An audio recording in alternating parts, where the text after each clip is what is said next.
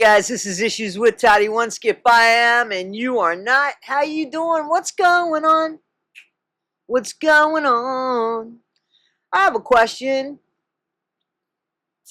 Do you think it's karma when somebody that you've coaxed and coerced and just deflated, beat up, beat down emotionally, verbally, I don't know, maybe physically, I don't know.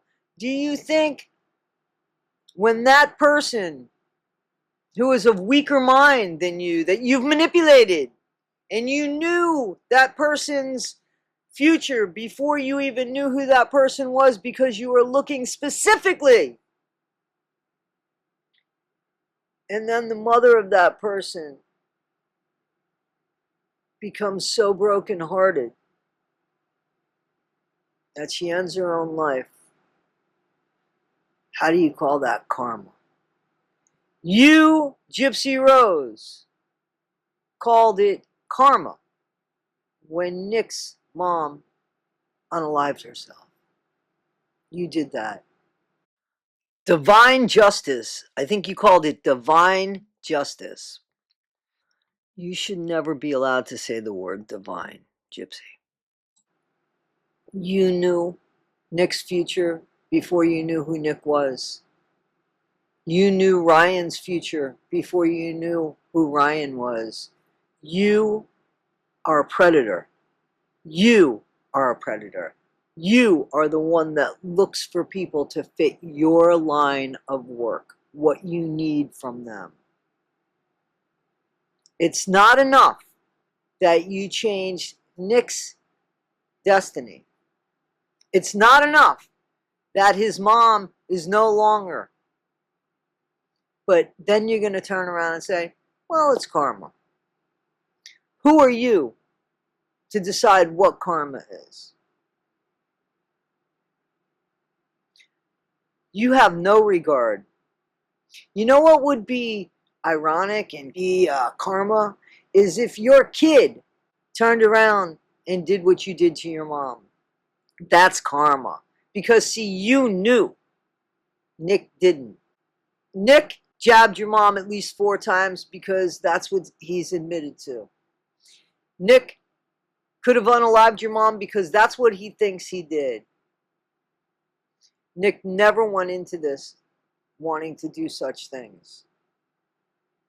You played him and you molded him and you put things in his head and you beat him up and down verbally, emotionally, and mentally until he did exactly what you wanted him to do, and you knew it.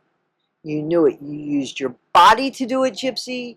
You used your mind to do it. You calculated everything. And then, when one of the worst things that can happen to somebody happens. When did this change come about? When was it? Because originally, you felt guilty. But I don't think you did. I think in certain emails, you tried to appear such because you didn't feel guilty. You sure weren't feeling guilty in the interrogation room when you were ready to say that Nick RA'd you when he didn't. It was you that were the forceful one in that relationship, actually. You, not him, you. And then, and guys, we can go back and forth with this.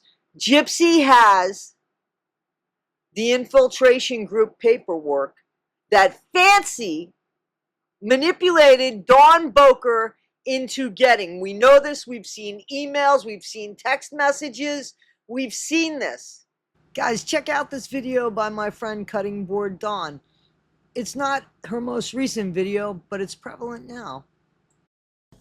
I just want to point out one more time, I'm sorry, where she says, just thought I'd let you know we now have the complete inside story on Nick, and we intend to make sure that guy never gets an appeal or sees light of day. Guys, she's talking about our self-proclaimed expert, Fancy Meelli, who made sure those were Fancy's words that Dawn was reading. Now we see Gypsy with that paperwork. How'd she get it? How'd she become friends with Don Boker? What's the connection there? The common denominator. Fancy Meelli. Again, Fancy. Yeah, you're the expert.